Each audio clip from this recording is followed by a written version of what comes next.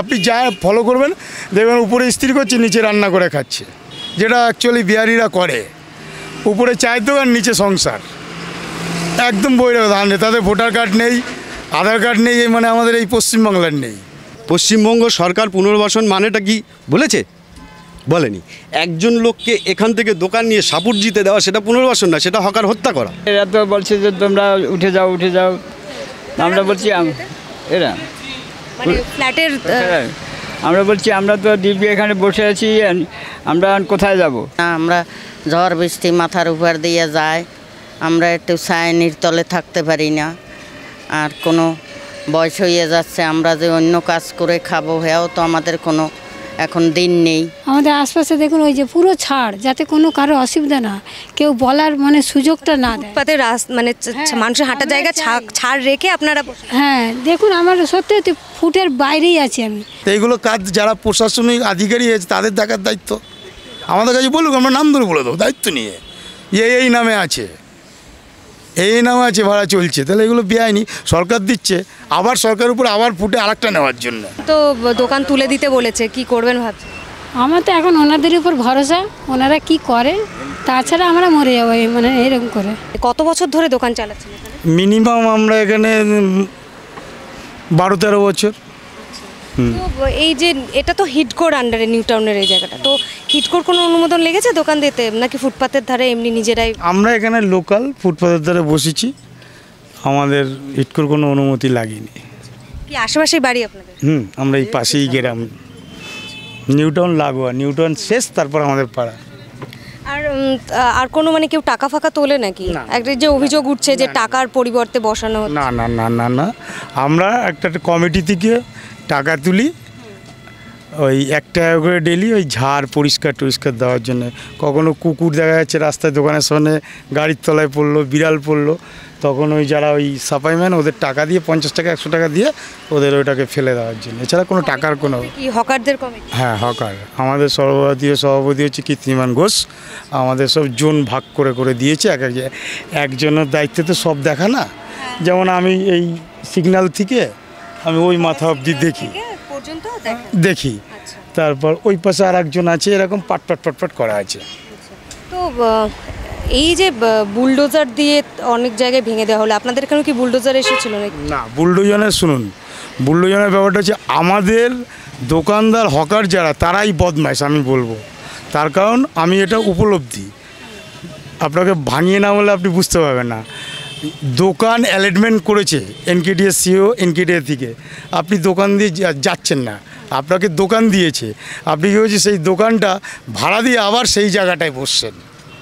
এরকম আমার কাছে 3-4টে প্রমাণ আছে। আর 2 নম্বর হচ্ছে দোকান, মার্কেটে দোকান দিয়েছে দিদি, মানে সরকার দোকান, সেই দোকানটা ভাড়া দিয়ে ফের ভ্যানে করে বসছে, আম, পেয়ারা, লিচু, কলা ইত্যাদি ইত্যাদি ইত্যাদি। এইটা হচ্ছে বেশি। নিউ টাউনের হকার আজকের নয়, নিউ টাউনের হকারের আন্দোলন বিরাট বড় মাপের আন্দোলন। প্রথম থেকে আমরা এই আন্দোলনের সঙ্গে যুক্ত। কত বছর আপনার দোকান? আমার দোকান মিনিমাম 14 বছর হয়ে যাবে। তো 14 বছর আগে থেকে প্রথম যখন দোকান ভাঙতে আসে হিডকো, তখন থেকে আমরা শক্তিমান ঘোষের নেতৃত্বে আন্দোলন করি। এবং আন্দোলন করার পরে নিউ টাউনে কিছু কিছু মার্কেট তৈরি হয়েছিল, বলেছিল এদেরকে আমরা পুনর্বাসন দেবো। পুনর্বাসন দেবো কীভাবে? পুনর্বাসন মানেটা কি? পশ্চিমবঙ্গ সরকার পুনর্বাসন মানেটা কি বলেছে? বলেনি। একজন লোককে এখান থেকে দোকান নিয়ে সাপুড় জিতে দেওয়া সেটা পুনর্বাসন না, সেটা হকার হত্যা করা। সেই হত্যার চক্রান্ত এই সিও, নতুন সিও এসছে, সেটা করছে।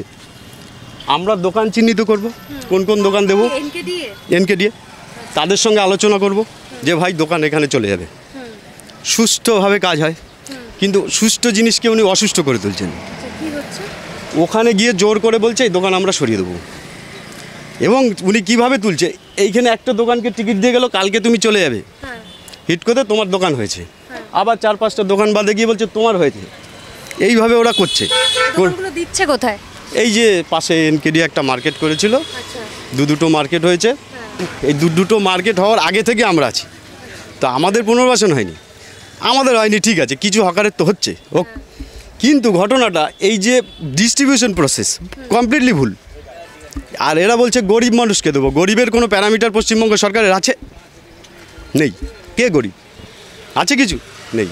তো এই যে ভুলভালভাবে যে ডিস্ট্রিবিউশন হচ্ছে, এতে সমস্যার সমাধান হবে না। আচ্ছা, এই যে ভুলভাল ডিস্ট্রিবিউশন কি মনে হচ্ছে, এই যাদেরকে দেওয়া হচ্ছে তাদের থেকে কি কোনো রকম কোনো টাকা পয়সা নেওয়া হচ্ছে? টাকা পয়সা হচ্ছে কি না হচ্ছে সেটা ওটা আমরা জানতে পারবো না, ওটা ভেতরের ব্যাপার, ওগুলো জানা সম্ভব না। এবং বাজারে গিয়ে ঘুরুন, কজন হকার দোকান পেয়েছে আর কজন নন হকার দোকান ঢুকেছে সেটা আপনারা যাচাই করলে বুঝতে পারবেন, সেটা আমরা বলতে পারবো না, সেটা আমাদের পক্ষে বলা সম্ভব না। এইভাবে হকার বলতে কাদের দোকান দিয়েছে? সেটা আপনারা খুঁজে দেখতে পারবেন, কারণ ওটা আমরা নির্দিষ্টভাবে জানি না, কাকে শুনছি এটা শোনা কথা বলছি যে নন হকাররাও নাকি দোকানে মার্কেটে ঢুকে গেছে। এবার ওই 5 নম্বরের দোকান এখানে যদি আসে, 5 নম্বরের কাস্টমার কি এখানে আসবে?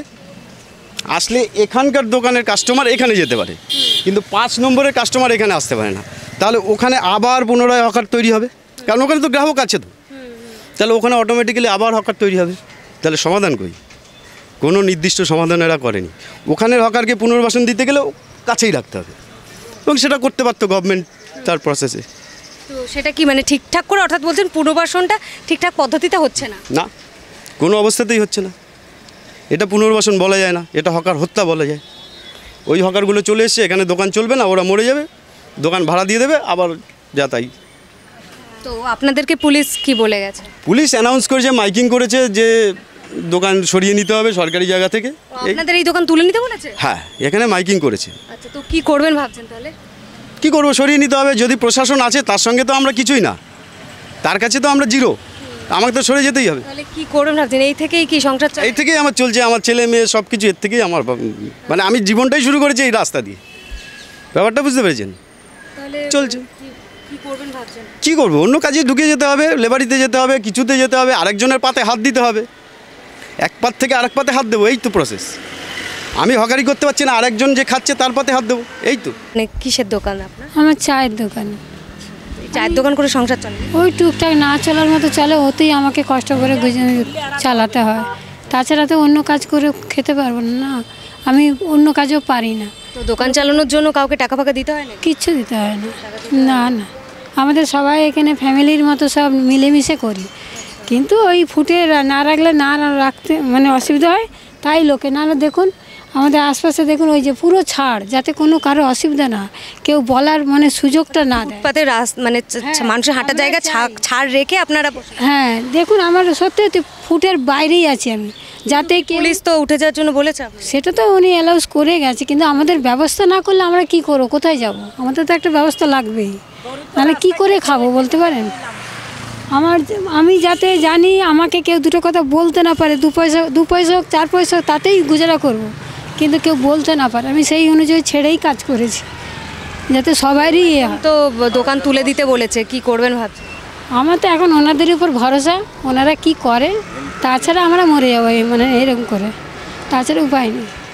বাড়িতে কে কে আছে? ছেলে মেয়ে আছে, আর কেউ নেই। হাজব্যান্ড নেই? না, ওই তো বললাম 10 বছর হয়নি, খোঁজ আর কোনো নেই। একাই সংসার চালান? চায়ের দোকান থেকে? হ্যাঁ। আমাদের সমস্যা মানে বাবুদের এরা তো বলছে যে তোমরা উঠে যাও। আমরা বলছি এরা মানে ফ্ল্যাটের? আমরা বলছি আমরা তো দিব্যি এখানে বসে আছি, আমরা কোথায় যাব?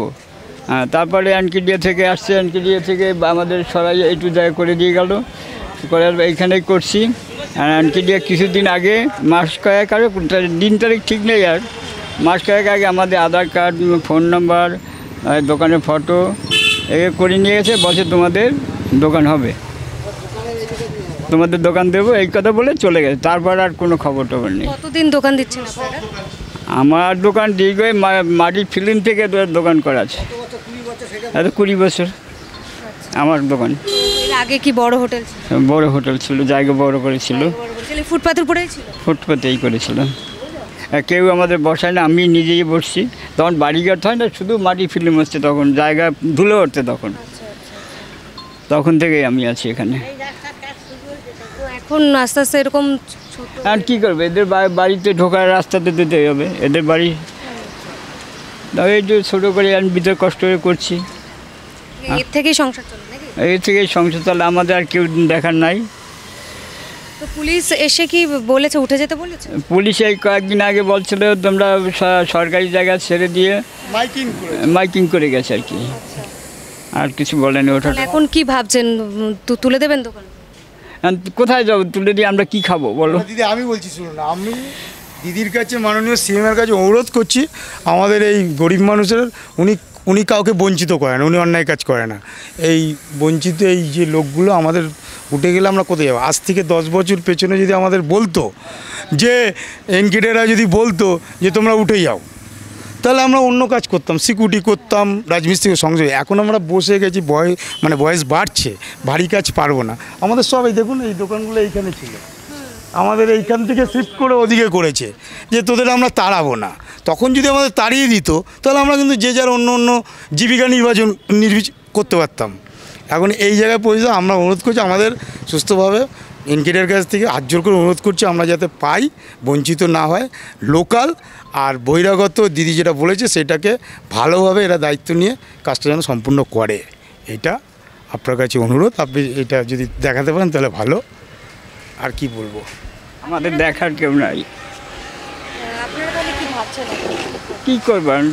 যদি কেউ তারাই দেয় কোথায় যাবো, আমরা কি খাবো? আমরা ঝড় বৃষ্টি মাথার উপর দিয়ে যায়, আমরা একটু ছায়ানির তলে থাকতে পারি না। আর কোনো বয়স হয়ে যাচ্ছে, আমরা যে অন্য কাজ করে খাবো হেয়াও তো আমাদের কোনো এখন দিন নেই। এইসব প্রবলেম আছে আমাদের বহুত বছর। আমরা ফুটপাতের উপর দোকান, তার জন্য তো মানুষও হাঁটাচলা করতে পারে না, এটাও তো অসুবিধা। অসুবিধা হচ্ছে, আমরা একটু বসতে দিতে পারি না কাস্টমাররে, তারপরে আমাদের বসার একটু জায়গা নেই। হ্যাঁ, বলছি আপনি শুধু আপনাদের সমস্যাটা বলছেন, কিন্তু এই যে রাস্তা দিয়ে এই ফুটপাত তো মানুষের হাঁটাচলার রাস্তা, তাদেরও তো অসুবিধে এই দোকান দিয়ে দরকার নেই। আপনি এই জায়গাটা ফাঁকা রেখেছেন ঠিকই, দেখুন সামনের দোকানটা যে সামনে রাখতে পারছে না।